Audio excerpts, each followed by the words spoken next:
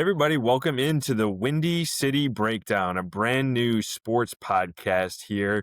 I'm Tony Andracki, joined by Andy Martinez. He is the king of maybe useless, maybe useful facts. He'll fill you in on how AI uses a bunch of water. And Kyle Milenovich, who said he spends all his time watching Cubs highlights. So first of all, how are you guys doing? I'm doing well. Yeah, I think that is why there's just too much random information in my brain for sure. That was Kyle? probably the that was probably the perfect way to describe each of us. Andy's filled with useless information, and I'm just watching the 2017 NLDS today, like doing nothing. And I'm getting a kick out of both of these guys and hope you guys do as well. So, brand new podcast here. This is the first episode, the inaugural episode, the debut episode of this new podcast. We're going to be breaking down Chicago sports in general, but heavy lean on the Cubs. Obviously, this is our bread and butter. Andy has covered the Cubs. Been the main beat writer at Marquee for the last couple of years, and yeah, I've covered the Cubs for 15 plus year career in sports media, and Kyle ran the social team at Marquee. So we are definitely locked in, focused on the Cubs. I think that will be a main focus of this podcast. But that being said, I mean, we all grew up in the Chicagoland area, and the Bears took the city by storm. So we'll have some Bears thoughts and takes. We might dip our toes into the White Sox, Bulls, Blackhawks, and stuff as well. But just really pumped to get back on a podcast with you guys. We had the podcast at Marquee for a long time that Andy and I were on, and Kyle was not on, but he was the guy behind the scenes. For those of you who ended up listening or watching any episodes of that. So really pumped to have him in front of the camera now. Apologize to everybody in advance for having to look at Kyle now on this podcast who watches the video version. But yeah, I mean, Kyle, I'll throw to you. What are you hoping the viewers get from this podcast? I'm behind the scenes still here. I'm stats, knowledge. I'm here to lighten the mood, keep it moving. You guys are the experts. I'll ask the dumb questions because I'm not afraid to. That's kind of my role. I'll be the punching bag for you two. Well, and that's I was gonna say like for the the belittling he's doing to himself, Kyle is really really talented guy. I think my one of my favorite things that Kyle does is just how insane his date knowledge is. And Tony, you know this firsthand. I know this firsthand. Anyone that knows Kyle firsthand knows this, and I'm excited for listeners, viewers to get to know this. But like To be clear, when Kyle, he says date knowledge, not yes, like yes, going I'm on getting to dates, it. like okay. Yeah, like he's not. I don't know. I've never been on a date with him. I don't know if he has great dates. But he knows this date Married, in father of history, one. Chicago sports history. So like Kyle, I'm just gonna. We have not. This is for full transparency. We haven't planned this or anything. I'm just giving you a date, July 17th. Give me something that happened in history, Chicago sports history on July 17th. Oh, that's a good one. This is might be kind of depressing actually. Do you remember Adam Greenberg? This might Yeah. be Tony who Yeah. remembers Adam Greenberg. I believe that was the date he took his first career at bat and then took one in the ear hole and then never Let's look played this up. and then never played again. Oh man, that's gonna be brutal if that's not the date. Yeah, Yeah, that's a great first impression if Adam that isn't the Greenberg. date. That's so funny because I was No, it looking was him up July 9th. July 9th. It's July Oh, 9th, 2005. So you were wrong. So all of this Yeah, build up to Kyle knowing dates, and he's he doesn't know incorrect. dates. Yeah, listen, that's incorrect. I wasn't I needed to like when I do this, I like I clear what is it, Billy Chapel and For the Love of the Game. You clear the mechanism, yeah. I clear the mechanism. I just sit there, I focus. And then I think in 2023, the Cubs lost to the Red Sox on July 17th. Or maybe, yeah, I'll say the Red 2023. Sox. Yeah, on a Sunday. Are No, you look? July 2023, the Nationals beat the Cubs 7-5 at Wrigley Field. Was that the Kevin Tyler Ruiz O'Neill hit like a 3 home two-run run? homer. Who they Oh, play okay, out at okay. the break in 2023? Uh, I Did they don't not know. play? TBD. I'm pretty sure they played the Red Sox coming out of the break. See, I need to like clear the mechanism. I can't be. When you ask me these questions, give me like 2 minutes to think. I can't talk. Once I do it, I'll clear the mechanism and I'll get you accurate dates. I was in the All ballpark. right. I was just in left field. They did play the Red Sox coming out of the break. It just happened to be the This past 14th season. Oh, okay. on the 2023. So you're right, Kyle. You just had the wrong Still, like, exact date. So that was still, a like, Monday the Cubs played, how many people? Yeah, and they lost to the Nationals that day, right? yeah. I bet you in one of those next two games, Nico Horner hit a grand slam in like the 7th or 8th inning to take the lead. And that's what that was. If you remember that stretch in 2023, that's kind of like when the Cubs got going. It was actually that, Yeah. I want to say it was July 20th, 21st. It was that Friday game against the Cardinals. Oh Mike God, who's Talkman that? Is it? walk off. No. So it was before that. Do you remember that big left? Is it Alec Burleson? Was he the big lefty, Alec or is he the Burleson big? hit the ball. Yeah. Yeah. So Mark Leiter was pitching the bases loaded. He got that crazy 3-0 strike call that was like way off the corner. Then Burleson grounded into a double play. And the Cubs won that game. They went on to take 3 or 4 from the Cardinals in that series, and then they went on to they had a nice stretch until they collapsed at the end of the 2023 season. But I remember that game vividly. I think your boy Miles Mastrobuoni hit a homer in that game. Now we're talking the 2023 Cubs that nobody cares about, but you got me going. Yeah, we went in from an introduction to like this is what Kyle brings is like the insane knowledge of the Cubs. Like I Tony mentioned it. I covered the Cubs. I was the main beat writer for 3, 4, or 5 years. And sometimes I'm like, I don't remember that game in July in 2023 that you vividly remember that sparked the season that almost was a playoff run. But to get back to your, go ahead, Tony. Go ahead. Yeah, so I just wanted to do some auditing of Kyle here. He's exactly right. Nico Horner hit a grand slam 2 days later on July 19th, 2023 against the Nationals in the 8th inning. I don't even remember. If you asked me, gun to my head, if Nico Horner had hit a grand slam in his career, I would have said no. So I did not remember that. So the date might have been wrong, but this is just, it's a little snapshot into Kyle's mind. So this is what he's going to bring to the podcast. Which is really awesome. It's kind of now I'm looking at the 2025 season here. Is it kind of crazy that 2 of the last 3 seasons the Cubs have played the Red Sox coming out of the All-Star break? Is that now that is just completely out of left field to this topic, but it's crazy. Haven't they played the Yankees 2 out of the last 3 seasons going into the break? Yeah. That's weird. Because in 2023, same thing. Jameson Taillon, remember he really, really struggled the first half of 2023, and then he pitched like 8 innings of like 1-run ball against the Yankees going into the break, and then he went on his run where he was like one of the better pitchers on the staff in 2023, and then same thing. Didn't someone have a really good performance against the Yankees? That kind of started this gave year? him a little run this season. Yeah, Matthew Boyd. That's right. Yes. Yeah, Boyd. I don't know exactly his stat line, but I think apples to apple. Like he wasn't as struggling like Jameson Taillon, obviously, but like, no, not at all. But I think Boyd it is really weird that they played the Yankees. 8. Yeah, I think he went like 8 shutout or something along those lines. But yeah, playing the Yankees the front end and the Red Sox at the back end, that's kind of crazy, especially being in the NL. Yeah.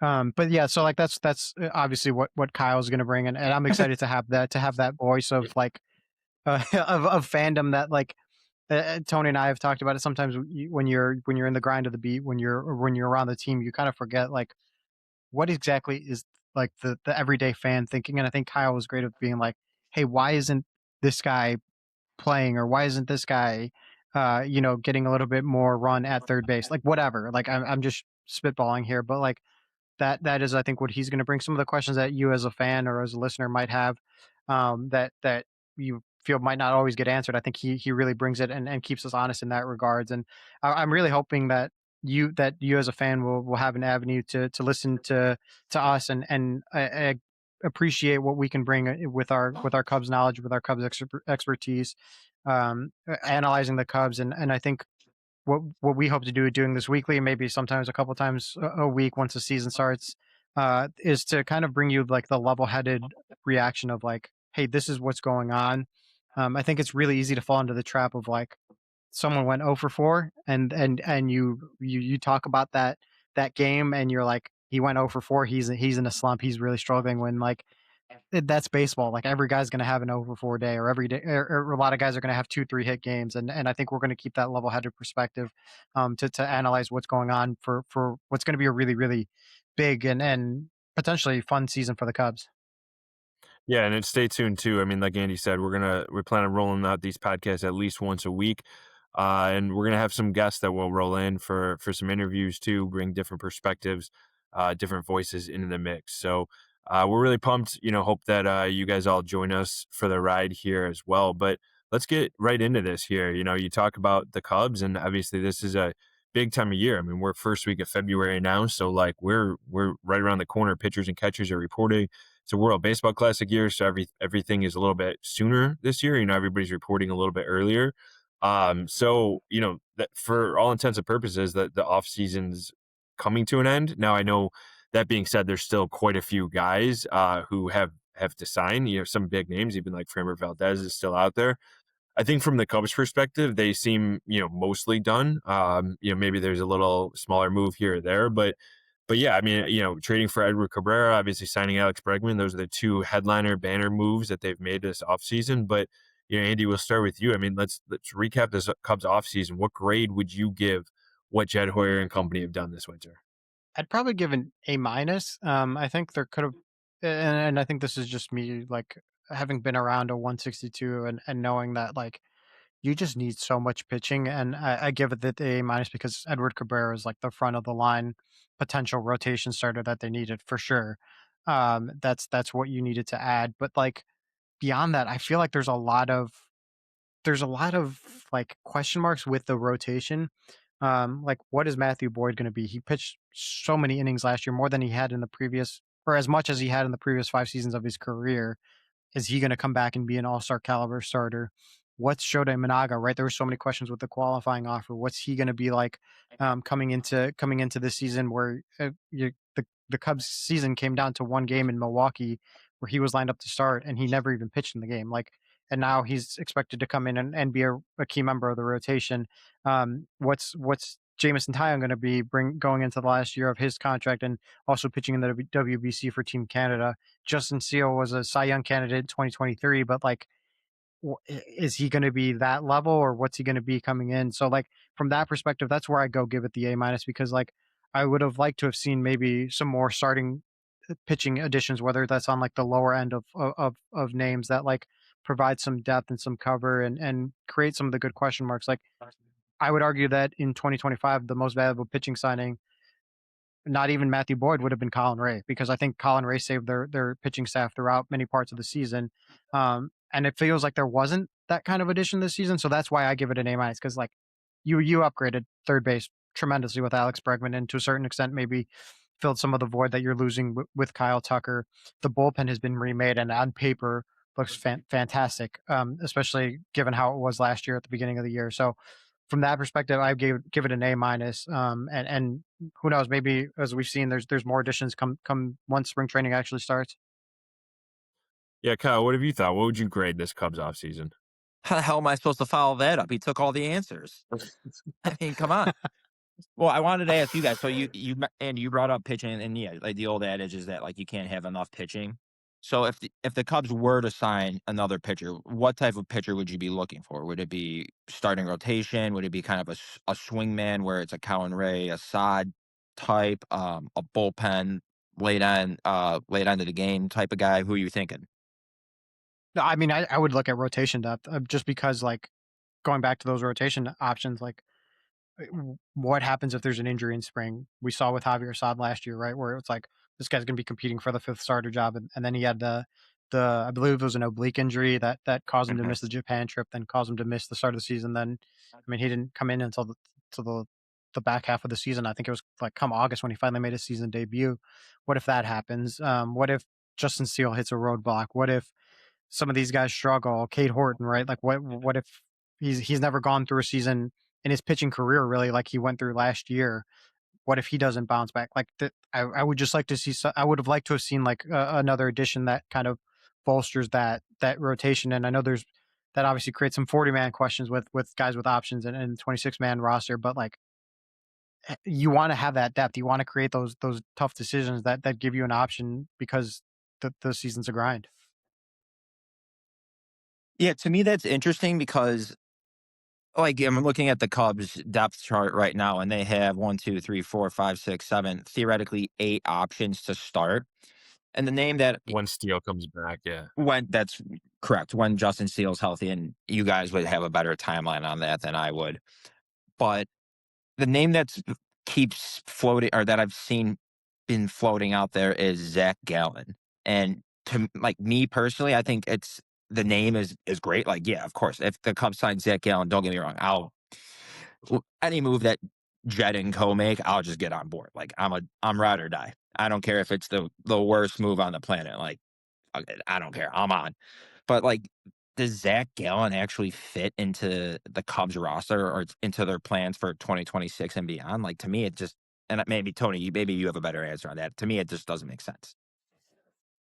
I don't think it makes sense, but I'd be really curious. I mean, Zach Gallen, to me, I wonder if he ends up being a guy that signs like a 1-year prove it deal because he's coming off the worst, like pretty far and away the worst year of his career. He had the 4.88 ERA last year, 1-1 whip or 1-1 WAR. Sorry, that was like lower than any other year in his career. But this is a guy who finished in top 5 voting in the Cy Young in 22 and 23. He was right there, like Andy, you mentioned Justin Steele. Zach Gallen was right there in 2023 with Steele, as a Cy Young contender. And in 2020, Gallen finished 9th in NL Cy Young voting. So like he's a really good pitcher, really high upside. But I agree with you, Kyle. I mean, especially with where like the Cubs financials are and, the money they've invested in this offseason, notably with Alex Bregman. I don't know if that is the best use of the money is to take a guy who like clearly would have to eat up a rotation spot because, I mean, he's not going to the bullpen. And he would also, if he were signed and say all 5 of the guys, Boyd, Cabrera, Horton, Imanaga, and Tyone in some order are healthy at, coming out of camp, then you'd have to push one of those other 5 guys to the bullpen. And I'm not really sure who that is. All 5 guys I listed off should be in the starting rotation, have earned it, or the Cubs have invested enough capital in them. Imanaga is making the $22 million or whatever this year. Cabrera obviously is a trade candidate or a trade acquisition. So I think to me it would be, I kind of like where their starting pitching depth is. Now, I reserve the right to completely change my mind if, 2 months from now they have 3 guys hurt in spring training. But I think because Javier Assad and Colin Ray, they're so valuable to be these swingmen. They're probably going to be in the opening day bullpen right now as things stand if everybody is healthy. I don't know who would start opening day if it's like a Cade Horton situation or Matthew Boyd, but there are questions for sure. And Andy, you laid out all of the questions absolutely. But to me, I think the two big questions are, when does Justice Steele come back? Like you mentioned to Kyle, is that going to be May 1st, which I haven't heard an exact timeline. I personally am not expecting him. I just don't think, I think they're going to be conservative with him. I don't think they're going to give him full workload. I really wouldn't be surprised if it's mid-May at the earliest that we're seeing him, maybe even into like June, possibly even a little bit later if they're like choose the really conservative path, or if they're hoping that they're going to have a long playoff run or even a playoff run in general that they want Steele to be a part of. That's a big question. And then Edward Cabrera. I mean, this guy has had a lot of injuries and injury scares throughout his career, including just last season. He had some arm injury concerns. So I don't know if Cabrera is going to hold up. I think that was a good trade. I really liked that deal for the Cubs because you're getting such a high upside guy, but it's a risk reward. It is a potentially high risk, potentially very high reward move. So I just think there's a lot of question marks about that. And Andy, you talked about this bullpen too. I mean, I like Phil Matone and Hunter Harvey and Jacob Webb and Hobie Milner. These were like good signings and underrated veterans. Like this isn't going out and getting like Aroldis Chapman or something like that. Like these are guys that that probably most Cubs fans or definitely the casual ones had no idea who most of these guys were before they signed him. But like they're good pitchers and potentially really good pitchers. I mean, Phil Maton's baseball reference page or baseball savant page is like all red. That thing looks amazing. So, him and then bringing back Caleb Thielbar, like I like the bullpen too. And I like what they've added in terms of pitching depth. So like, I think this is a pretty good offseason in terms of pitching depth. I don't know where you would go or who you would sign, but I do think there's a lot of questions too. So I'm almost kind of in, if I'm grading just the pitching staff in the offseason, I'm in like the B camp because I think there's just enough risk reward for it. Yeah, and that's fair. And like I think I didn't touch on the bullpen too much just because like I feel like this has been 3, maybe 4 or 5 years where the Cubs have picked up guys where you're like, what are they doing getting this guy? And then it's like, oh yeah, David Robertson still got it. Michael Givens still got it. He's pretty good. Or Ryan Tepera still got it. He's pretty good. Chris Martin. Or Mark Leiter. Yeah, right. Like they Yeah. just get these guys. You're like, what are they doing? That they get Phil Maton and they get Hunter Harvey. They get all these guys. I'm like, yeah, at least 2 or 3 of those guys are going to be studs just because that their pitching infrastructure is set up to a point where like, especially on the reliever end, they clearly know what they're doing with these veteran market guys. Whether it's fixing one thing or fine tuning one thing, they can clearly optimize and get the most out of these pitchers that it's worth it for them to, or it's okay for me uh to not have as many doubts in terms of who they're adding into their bullpen because they have the track record of success that's gonna that I think is gonna continue.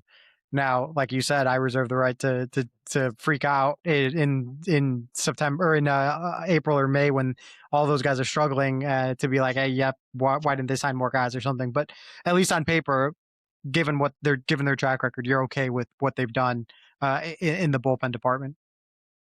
I want All to right. So wait, go ahead, Tone, Kyle. real quick. I'm looking through the list of free agents here, and I'm going back to starting pitchers because there's a bevy of names that I'm shocked still aren't signed. So I have five names here, and I wanted to see if any of these would tickle your starting pitcher fancy for the Cubs. Okay. Justin Verlander, Max Scherzer, Lucas Giolito, Jose Quintana, or Jordan Montgomery. I'm Unless this page is not up to date, I'm shocked all 5 of those guys are still unsigned. Like maybe a Scherzer or maybe a Verlander. I mean, to me, if you're going to sign someone, those guys make sense. Veteran presence, and I know you hear that a lot, but what do you guys think? Well, I mean, Montgomery really hasn't pitched in a couple of years now, and that was a tough contract for the Diamondbacks. So I'm not surprised at all that he's not signed. I I don't really understand what a Scherzer or Verlander would bring because I think it's similar to the Zach Gallen conversation. Now again, I don't know what kind of contract any of these guys are going to end up signing. I think Verlander and Scherzer are very clearly, probably going to be on 1-year deals given their age and the fact that they're not going to be signing a 3 or 4-year deal. Gallen may be, but I don't know. I just don't really see the fit for them, and I don't really see. I feel like it's really, really limited upside. I don't think the ceiling for Scherzer or for Verlander is very high. Now, like those guys obviously can still pitch pretty well. I mean, that's why they still want to pitch and aren't retiring. But like, I don't, I also don't know. I don't know that they're the type of guys that are going to really like move the needle one way or the other, or like change the calculus of the season for the Cubs in 2026. I wonder if like Verlander or Scherzer do something like what David Robertson did last year with the Phillies, right? Where he like essentially sat out the first half of the season and then was like almost like a trade deadline acquisition when he signed as a free agent with the Phillies. I'm not saying like that's what they're trying to do, but like I wonder if get like you mentioned their age and given where they're at, like would they consider something like that? And maybe that's like a possibility for the Cubs or any other team where it's like, oh, so and so went down, we need a starter. Let's give Max Scherzer or Justin Verlander a call. I mean, I'm looking at Verlander's numbers right now from the second half of last season, and I know at the beginning of the year, I don't have those exact numbers in front of me. He struggled for sure. But in the second half, 14 starts, 75 innings, he had a 2.99 ERA. Like if he gives you anything like that, I mean, is that not worth a flyer? Yeah, maybe, Yeah, yeah, I but mean, go ahead, Tony. no, I don't have much. Yes, it would be worth a flyer. I don't know. I mean, and Scherzer started what, game 7 in the World Series, and I think did he start 3 games in the World Series or 2? I think that Two games, that yeah. like proven experience is valuable, but I don't know. To me, I just think given all the other options, and like I said, if you sign one of those guys, you're bumping somebody else out of the rotation, and then what happens if Steele is ready in mid-May and you have all these other guys healthy? Like it's in some You're ways a not good problem to DFAing have. yeah, you're not Yeah, right. DFAing Well, that's the problem is you can't a lot of these guys are like square pegs and round holes. You can't just like move Colin Ray to the minor leagues because he has no minor league options left. You can't just move, Shota Imanaga down there. Cade Horton does have minor league options, but like why on earth would you move Cade Horton in the minor leagues? He was clearly the best starting pitcher on the team for the last 3 months of the season before he hurt his ribs. So I just don't think that they have like the roster flexibility to sign one of these guys. I don't know again what the contract should be. I don't feel like the upside really is going to be there for them.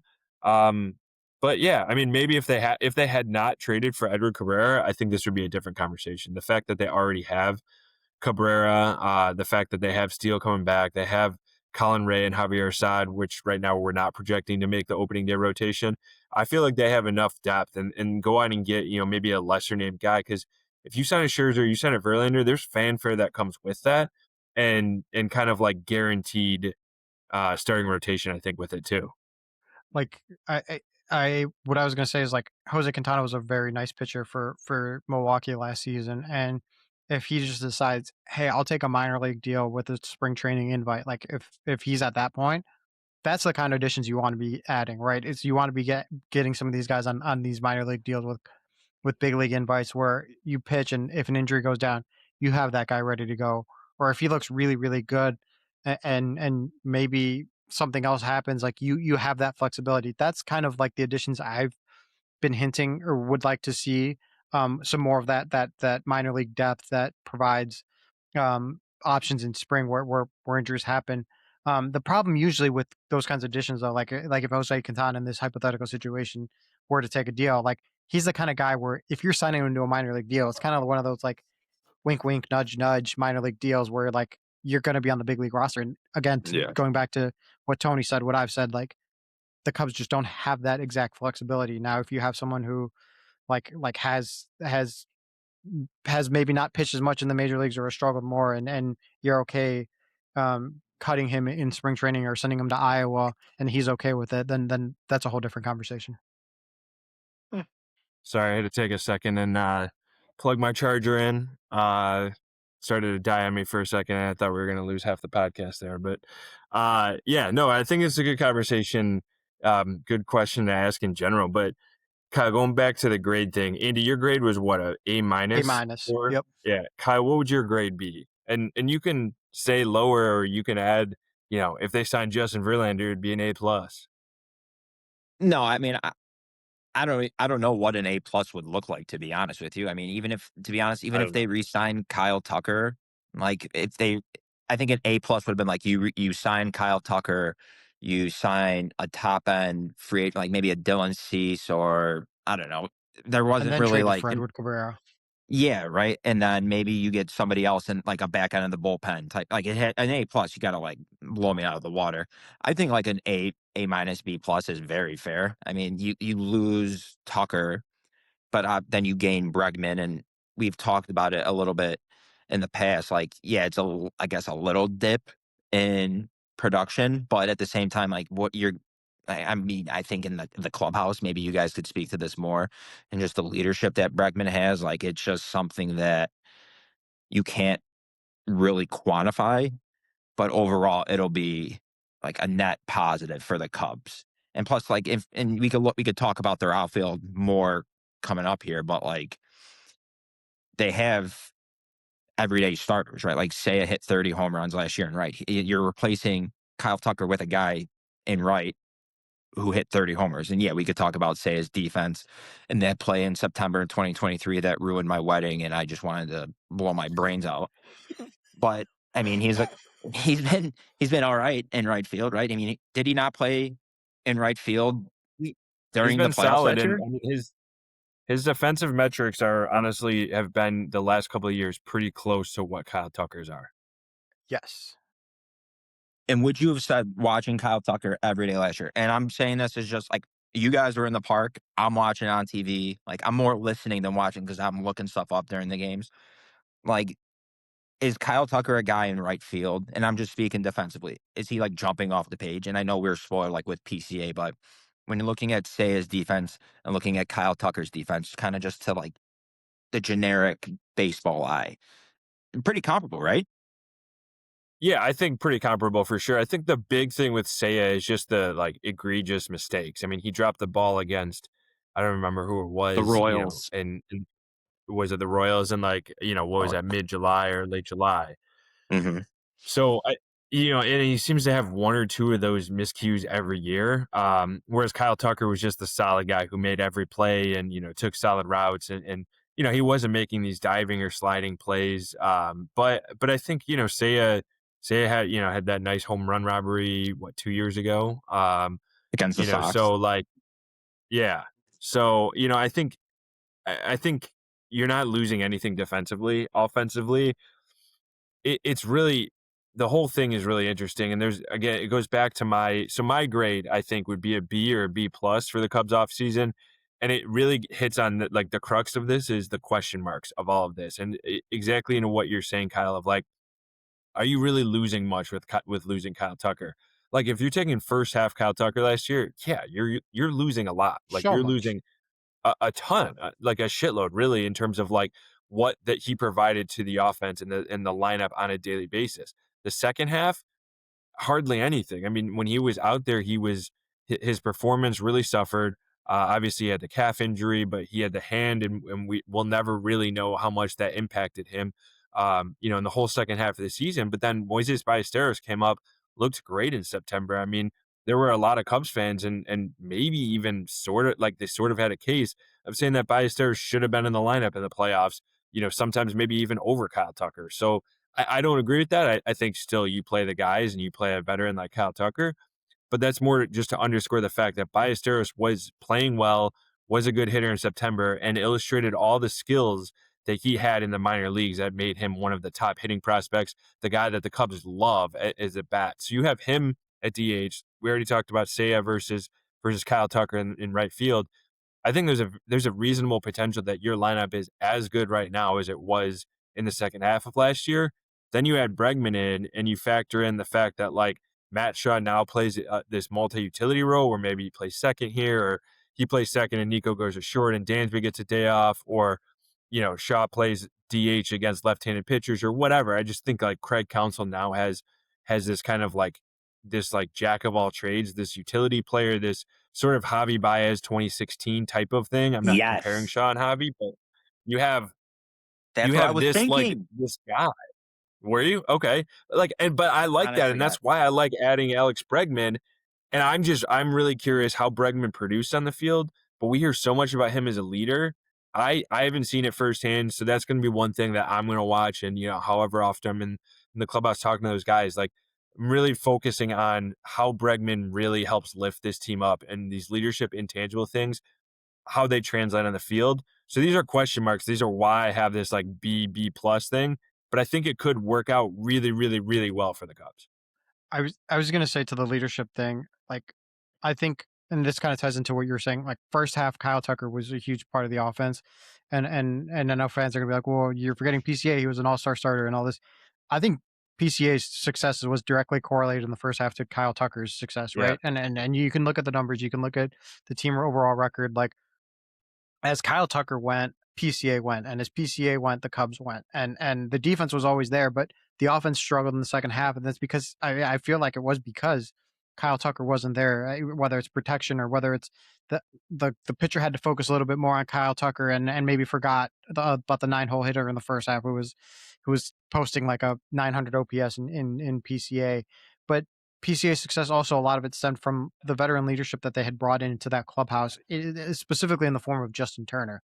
Justin Turner, like, and I know he was such a polarizing figure to Cubs fans because I remember seeing on social media and like what does Justin Turner bring? Like, what does he do? Like, why is he? But like, first of all, he did really well as a pinch hitter against lefties. He had like a over 100 WRC plus weighted runs created plus against lefties. So like the one thing they brought him in to do, he did pretty well. And also, he was such a leader to PCA. He was such a guy Yeah. that like PCA so many times unprompted would be like, "Yeah, Justin Turner told me this," or "I learned this from Justin Turner." Like that stuff is real. Like that thing is like you could have all the God given talent in the world, but like you kind of have to learn the mental side as much as anything coming in the major leagues. And PCA kind of learned that in that first taste in 2023 and then in 2024 and in 2025 he really had that guiding that guiding light, I'll say, of Justin Turner, but also some of the other guys, right? Dansby Swanson, Nico Horner, Ian Happ in their own respects. And Alex Bregman's going to bring that to Matt Shaw, maybe more so to PCA now of like, how do you follow up a 2025 campaign? Alex Bregman had to follow up a really hot start to his career in Houston and continue to perform year in and year out because as we all know, like you're only as good as what you did, what you're going to do the next day. Right. And so like having that presence of Alex Bregman, I think is going to be huge in that regards. And then you throw in, he's going to play pretty darn good defense at third base for a team that's predicated on pitching and defense. And he's probably going to be a very solid offensive contributor in a park that's suddenly becoming more friendly for right-handed hitters than it is left-handed hitters. I think that all that compiles to making Alex Bregman like the right addition. And the one thing that I'll say, and maybe this will hurt your ears, Kyle, is like I just wonder if they had signed Alex Bregman last year, what that team would have looked like in 2025. Why would that hurt my ears?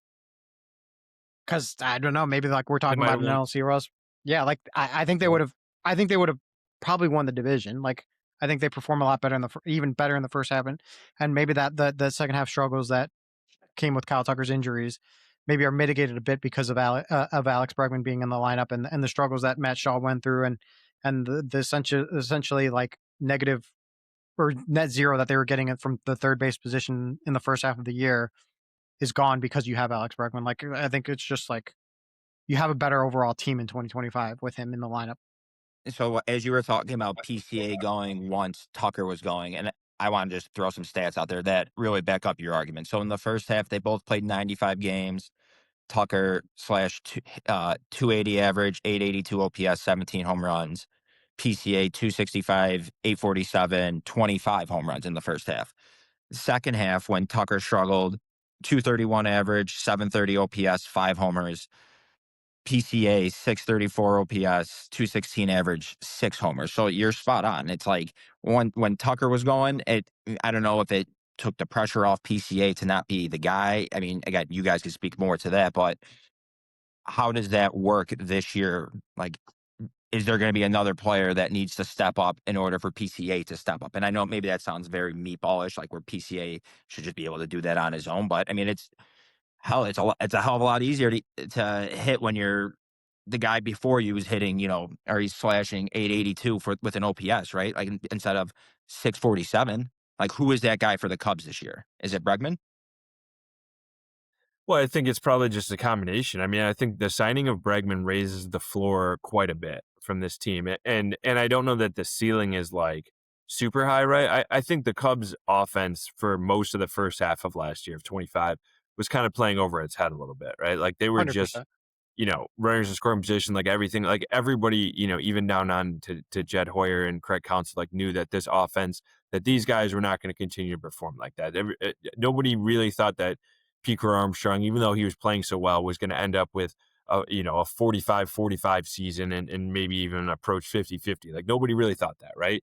So, but 30-30 obviously was in question. He ended up getting it, right? Like, so that's great. But like, I think the big thing is the floor is raised because you don't have you're not counting on a young player like Matt Shaw and another young player like Moises Ballesteros to elevate and have to have the best seasons of their career, while PCA and Michael Busch continue their career seasons and Seiya Suzuki stays healthy and Carson Kelly stay healthy and they continue their career seasons. Like I think what the addition of Bregman does is it eliminates some of those other questions that we're talking about and takes the pressure off of everybody. So maybe that does translate to PCA is it feels like the pressure's off him.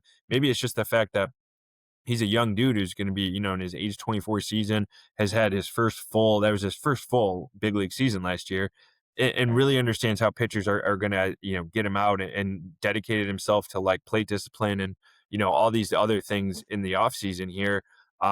And just becomes so much more mature this coming season. I could see that happening too.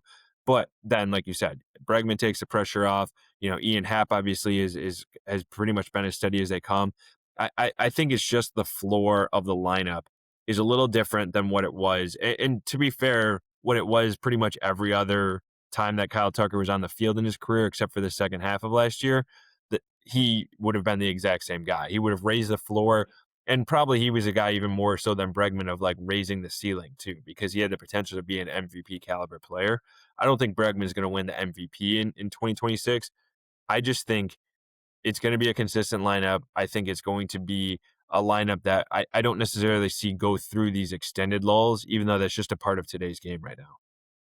Yeah, and I think that's like a big thing because like they're like the fancy names that were on the free agent market ahead of Bregman, right? Like besides Kyle Tucker, Kyle Schwarber, Cody Bellinger, Pete Alonso, even in that probably the flashier names. Like if you added one of those guys, that raises the ceiling.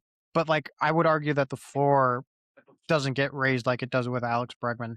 And there's a lot more variance there, right? Like if you add a Pete Alonso, you might get a guy who's going to hit 45 home runs and have a WRC plus in the 130s, 140s, or you might get the guy who was 2 years ago who hit like 33 home runs, which was still solid, but had a 122 WRC plus or 120 WRC plus and was a net performer. And you're also pushing Michael Busch in this crazy hypothetical that I'm talking about. But like same thing with Cody Bellinger, right? Like if you had Cody Bellinger and he produces like he did in the first half of 2023, that's really, really nice.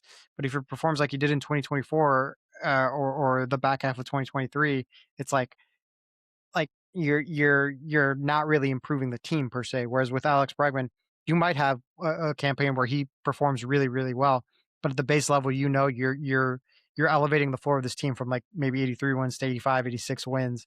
And maybe you're losing the potential to spark a 93, 94 win team, but you're getting into the playoff hunt, which as the Cubs have shown the last few years, like their goal is to just try to make the playoffs because anything can happen once the playoffs start. All right, so let's fast forward. Let's say we're doing this podcast on October 3rd. Let's say even November 3rd, right? Let's fast forward 9 months from now. Who will we look back at as the biggest acquisition in the offseason for the Cubs? Andy, I'll start with you. So this was a little tough for me because like I mean I think it's easy to say Alex Bregman, it's easy to say Edward Right. Cabrera, but like I'm gonna go with like the best addition they're gonna have is giving Moises Ballesteros the full runway. And I know that's not an acquisition. I know that's not like a signing, but So clearly you're like their cheating. decision. That's fine. Yeah, sure. Yeah, I'm cheating. But like Yeah. I think their Cheater. biggest and the reason I go to acquisition is like you probably could have moved Ballesteros in a trade for like a Cabrera or something like that, but they chose Ballesteros over Casey to some regard because they believe in the bat. They believe in what Ballesteros can be, and he's probably going to have his slumps. Like he's not going to be posting on 900 OPS like he was in September for the Cubs in 2025. But I think he's going to be a really, really good addition, and it's going to be a nice thing going into 2027 where we're talking about. I had to do the math. I couldn't remember what year next year is going to be. It still sounds so weird. It's yeah, that sounds like 10 years away. But they're going to be in a situation where it's going to be like, oh, this is a really nice. It's a good thing we have Ballesteros in the lineup for 2027 and beyond. And I think that's going to be the one acquisition we're looking at is like that's the right. They did the right thing there.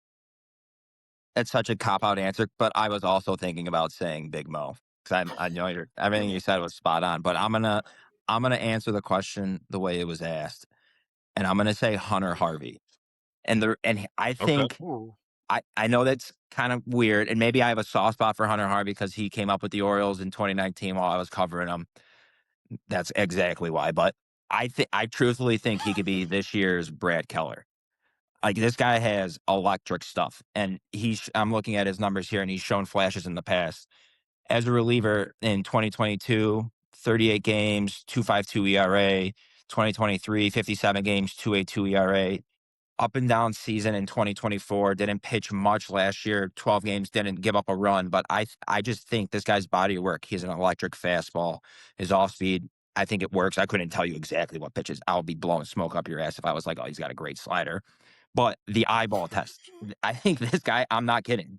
He's got it. I think he is the capability to be this year's Brad Keller.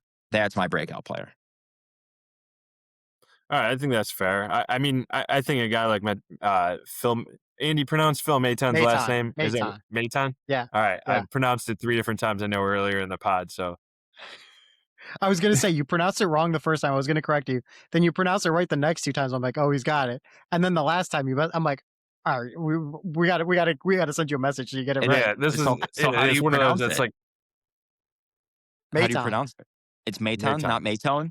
Phil Yes, Maytone? I Yeah, would've I got think that I r said Maytone first. Yeah. you did. Yeah, yeah. Thank God Yeah, I'm I'm not just close, and thinking I of would've got it wrong every Tony. time. That's just the way I'm going. Yeah.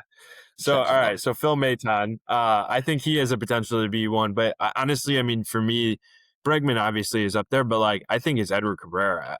I think the Cubs have been looking and talking and dancing around trading for like a controllable young starter, youngish starter, a guy who can be in a rotation for years to come. And I'm really curious if Cabrera is that guy. I mean, I think he has enticing potential. I mean, a guy who throws a changeup in the mid 90s, which is basically faster than anybody else in the Cubs rotations fastball. I mean, Kid Horton obviously can dial it up a little bit, but like, his changeup will be faster than at least three or four of his rotation mates fastballs. So, I think he has tantalizing potential and upside. So I'm not necessarily predicting that he's going to have a breakout season, but I would not be surprised at all if he has a breakout season. Even has like a 3.1, 3.2 ERA, is in the All Star conversation. I think the sky could potentially be the limit. Now, whether the Cubs can get him to that point, whether he can stay healthy, I'm not really sure. So it bears watching for sure. Something I'm going to be keeping a close eye on in this season.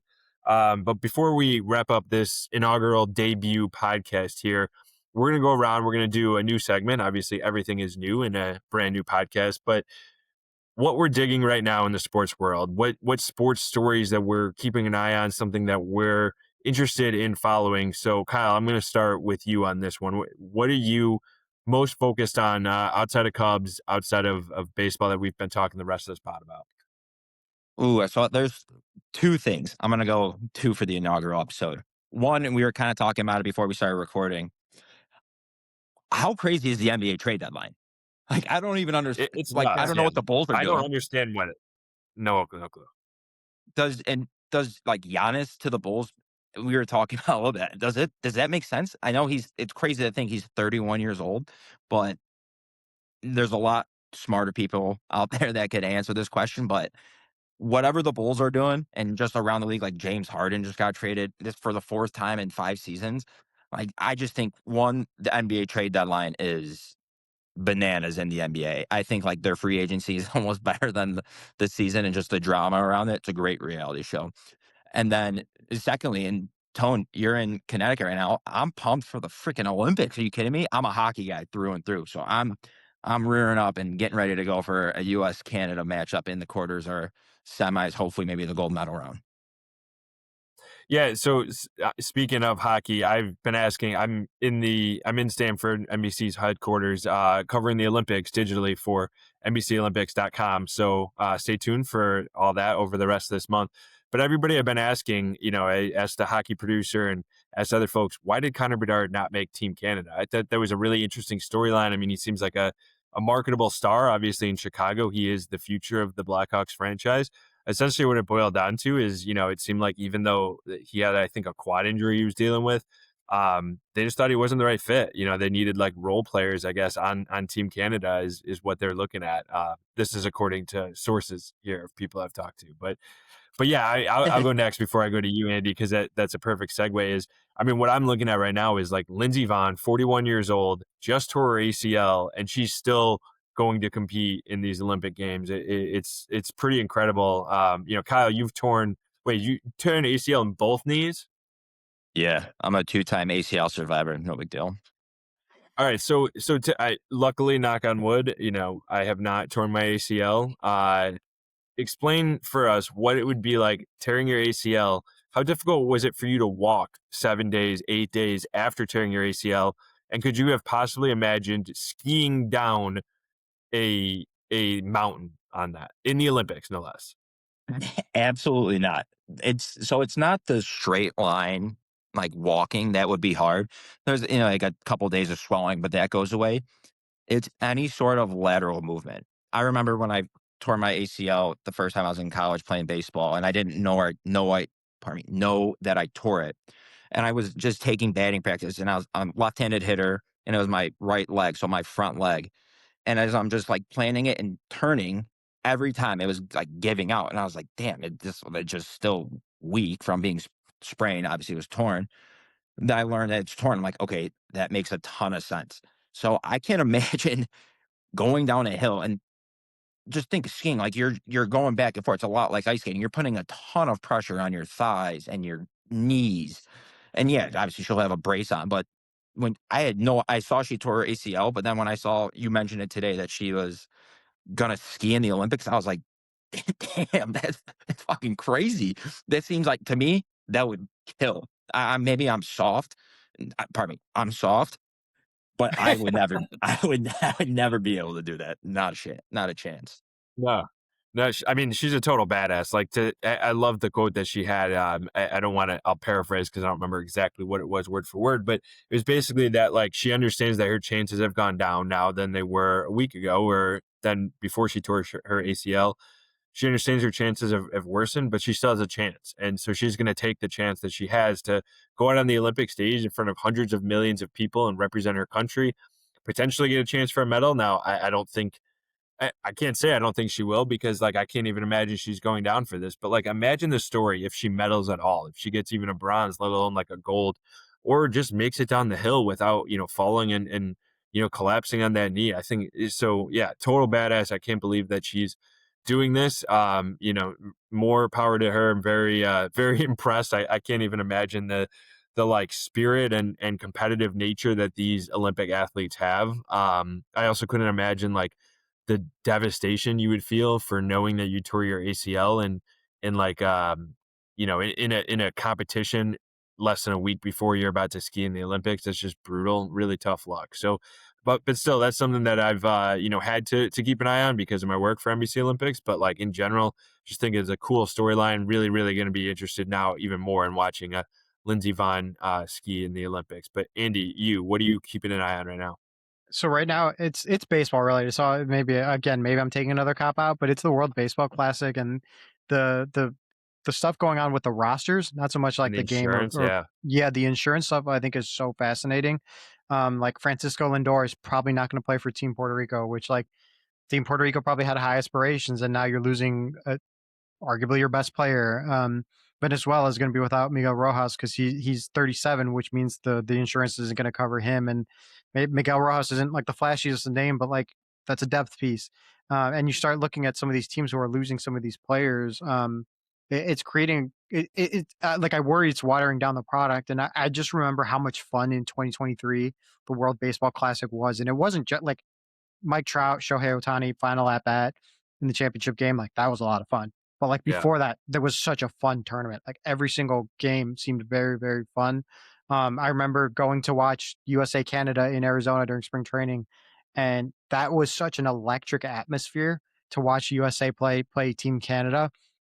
I worry like if it's watered down, like oh, Aaron Judge and all these guys on Team USA going up against like a Puerto Rico B team or a Venezuela B team, and not the best of the best. Like I like if you're gonna if you're gonna do this tournament, if you're gonna do it every 4 years, and you're gonna try and hype it up like the Olympics or like the World Cup, you gotta find a way to get your insurance to cover this. And look, I get it after what happened with Edwin Diaz, and how it kind of hurt the Mets that season.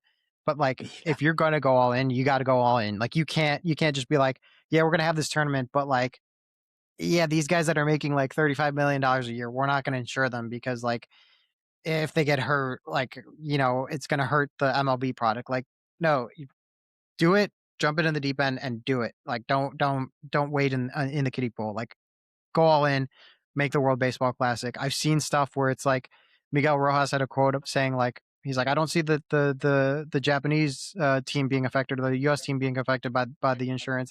And like there's there's more and more people I've seen on social media from Latin America who are like, well, it's funny that the Dominican team gets flagged or the Venezuelan team gets flagged, but not the U.S. team or not the Japanese team. It's like is MLB trying to rig it to make that the final again? Like I don't believe in conspiracy theories, but it's like you're watering down the product if you're not allowing some of these great baseball nations to have their premier talent competing at this what's supposed to be the highest stage.